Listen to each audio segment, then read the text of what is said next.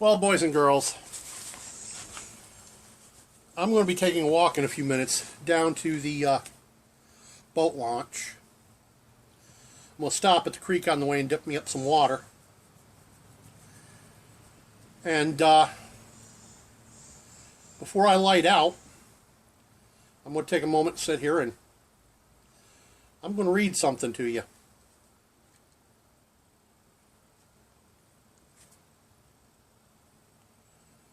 Boy, it really is problematic getting old. Okay.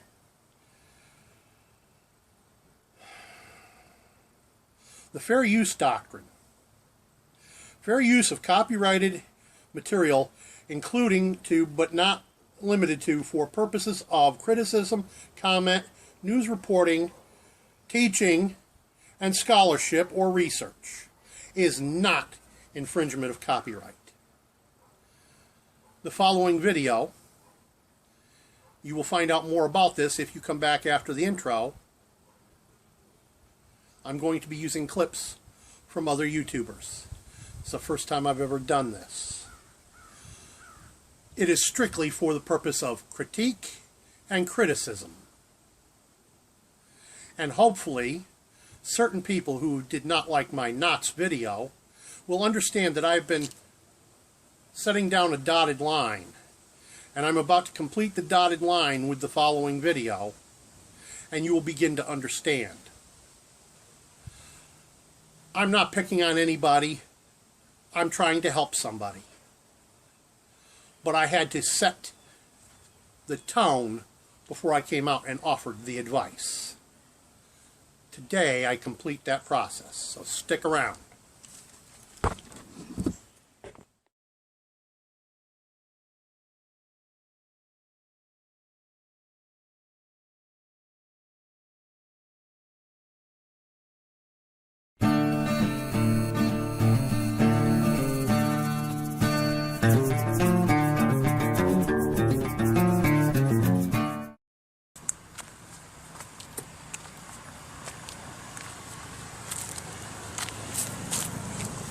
Well, good afternoon. Thought I'd bring you on a little walk with me. Just heading down here to the boat launch. I find myself scratching my head, trying to answer questions for a 10-year-old that are very valid questions adults should be asking, but instead of asking me, they should be asking Mr. Cantaburry.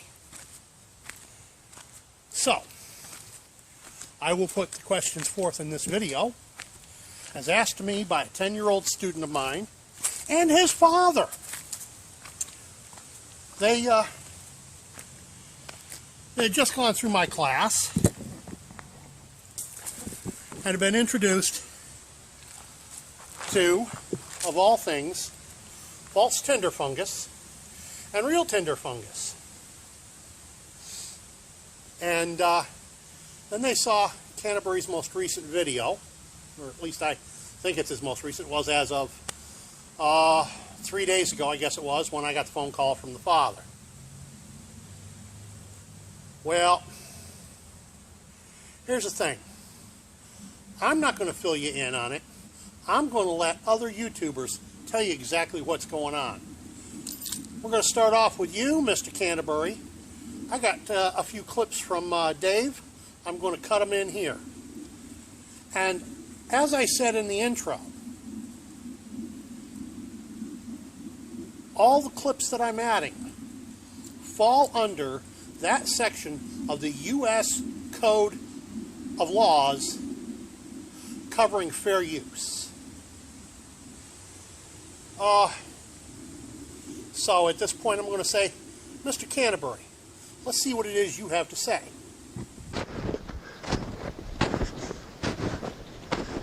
Okay, so this is tinder fungus right here, guys.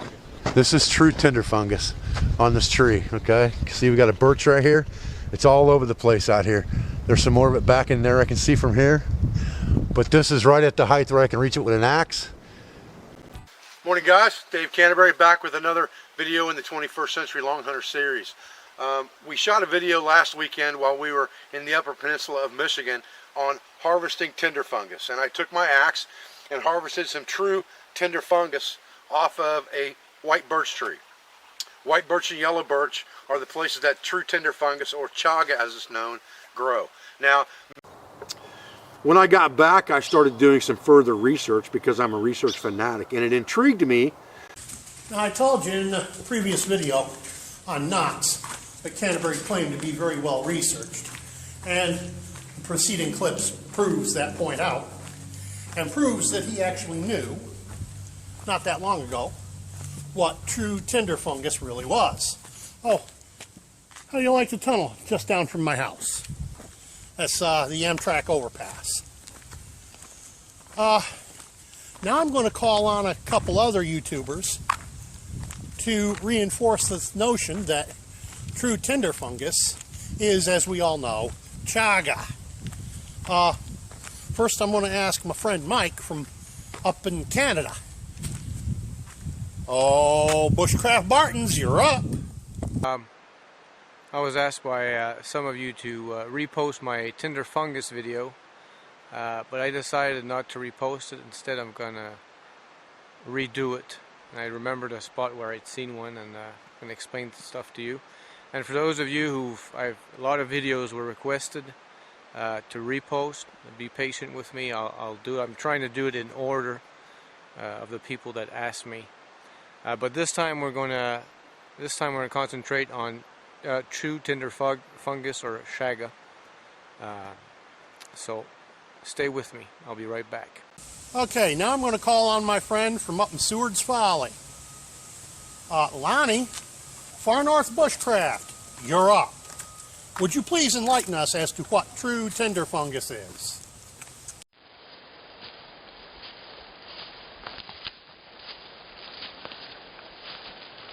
Hi, welcome to another video of the Far North Bushcraft and Survival. This video is going to be on looking for chaga, or true tinder fungus, how to identify it, and a little bit on how to use it.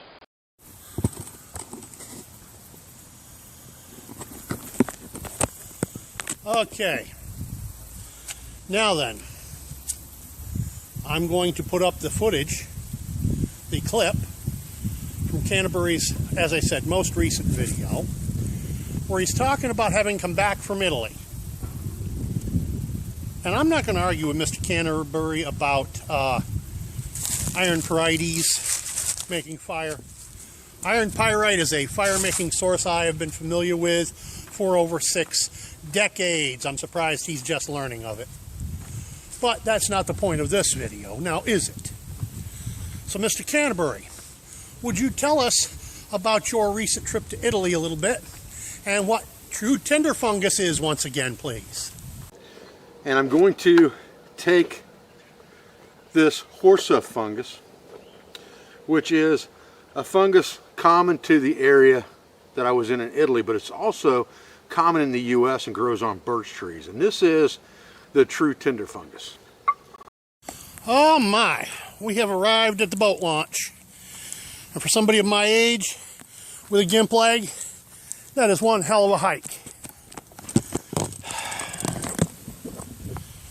So, Mr. Cantaburry, at this point I find myself saying, really? Really?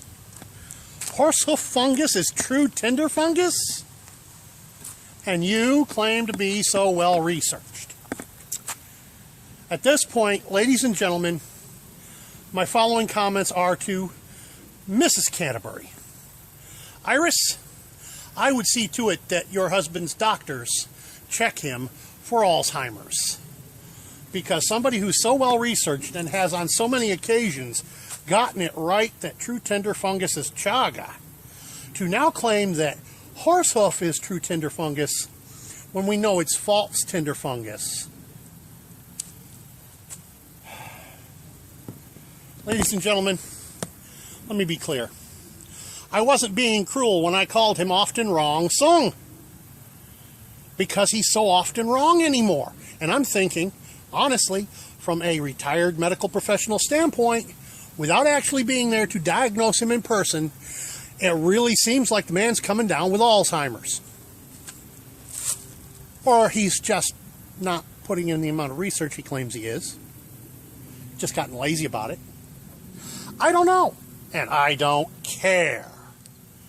The point is that when I have 10-year-olds questioning what I'm teaching them because they heard somebody, I mean, let's be clear.